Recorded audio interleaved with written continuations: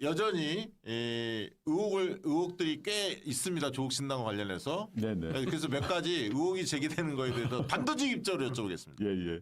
애둘러 가지 않겠습니다. 네네. 뒷배 홍석현이 있습니까? 야 이게 진짜 신박하더라. 홍석현이 근데 뒤에 정말 있다. 야. 대단한 상상력이. 상상과 흑색 선전 같은데 그게 출발이 이제 제가 정당 만들기 전에 정책 띵크탱크를 만들기 위해 노력을 많이 했습니다. 제 네. 주변에 정책 전문가들하고 그 이름이 이제 리셋 코리아 행동입니다. 리셋 코리아 행동이라는 이름이 어디서 왔나 하면 고 정태인 박사의 저서 이름이 리셋 코리아였어요. 아, 그게 맨 정태인 출발입니다. 아, 근데 그렇군요. 거기 나와 있는 책 내용이 너무 좋고 또 저희 그 정책팀들이 그 책에 대한 애정이 많이 있었기 때문에 요런 걸 이제 행동으로 실천해 보자 그래서 리셋 코리아 행동이라는 조직을 정책 전문가들이 만들었는데 네. 리셋 코리아라는 정태인 박사의 책이 먼저 나오고 한참 뒤에 중앙일보 홍석현 회장이 만들었던 조직인 리셋 코리아가 나왔어요. 아 뭐가 있긴 있었구나 유사품이. 네. 예. 정태인 박사의 책이 먼저고 그다음에 홍석현 회장의 조직이 나오고 그다음에 네. 최근에 리셋 코리아 행동이 네. 나오니까 똑같은 거 아니냐? 네, 갑자기 이제 이 온라인에서 조국 뒤에 홍석현이 있다 또는 조국이 홍석현과 교감을 해가지고 리셋 코리아 행동도 만들고 조국 신당도 만든다 해서 기가 막혀서 당 만들려면 돈이 필요한데 누가 있어?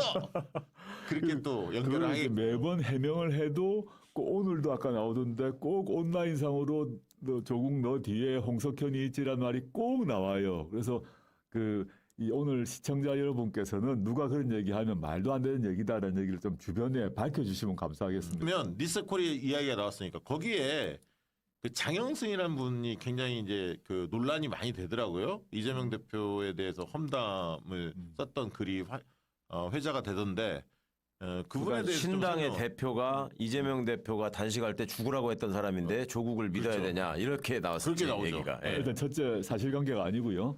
그 장영승 대표는 이제 저의 대학 동기 친구인 건 맞습니다.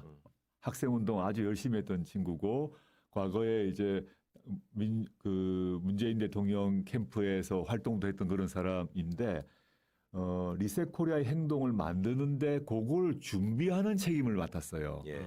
그리고 그 다음에 이재명 대표 단식을 조롱했다고 비난이 돼 있는데 제가 그 글을 한번 봤습니다. 네. 그걸 봤더니 그게 아니라 이재명 대표가 단식을 하시니까 죽을 각오로 해라. 그럼 나도 단식을 하겠다. 이런 글을 썼더라고요. 네. 근데 여하튼 막 논란이 되니까 표현이 조금 애매하게 돼 있어요. 표현이. 그러니까 장영승 대표가 이 조국 신당에 부담을 주면 안 되겠다라고 해서 며칠 전에 자기의 페이스북에 글을 썼습니다. 나는 조국 신당에 전혀 관여하지 않을 것이다라고 선언을 했고 네. 실제 그러합니다. 저는 개인적으로 친구다 보니까 서로 교감하고 있고 뭐 교류하고 있는 건 사실인데 리셋 코리아 행동까지 관여를 했고 조국 신당 창당에는 관여하지 않는다라고 본인이 스스로 선언했다라는 점은 좀 알아주시면 좋겠습니다. 네.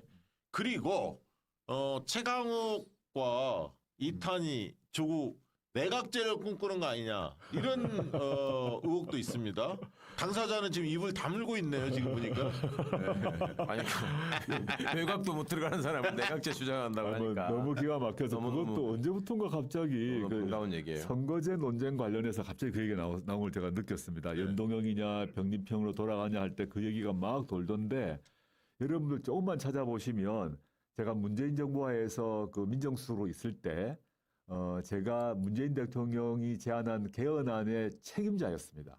그 책임자로서 어떤 그 개헌안을 만들었나 하면 그 내용 중에 이제 개헌을 해야 되는데 앞으로 대통령제를 4년 중임제로 바꾸고 그다음에 대통령 결선 투표제로 만들어야 한다는 얘기를 제 소신이기도 하고 그 문서가 그 문서 안에도 들어 있습니다. 저도 봤어요. 그 예. 내용. 그걸 근데 제가 이제 개헌을 하는데 내각제론자라고 하는 것도 너무 황당하고 제가 아는 한 이탄희 의원도 전혀 내각제론자가 아니고 또 최강욱 의원도 마찬가지로 그러한데 갑자기 그 세 사람을 왜 묶어서 내각제론자라고 하는지 이 역시 전 의도가 있고 누구가 있다. 말도 안 되는 흑색 선전을 하는 사람이 있는 것 같습니다. 중대선거구제를 주장했기 때문에 중대선거구제는 내각제 또는 이현 집정부제 쪽으로 가는 거 아니냐라는 시각이 있다 보니까 막 그렇게 이제 거기까지 간 거죠.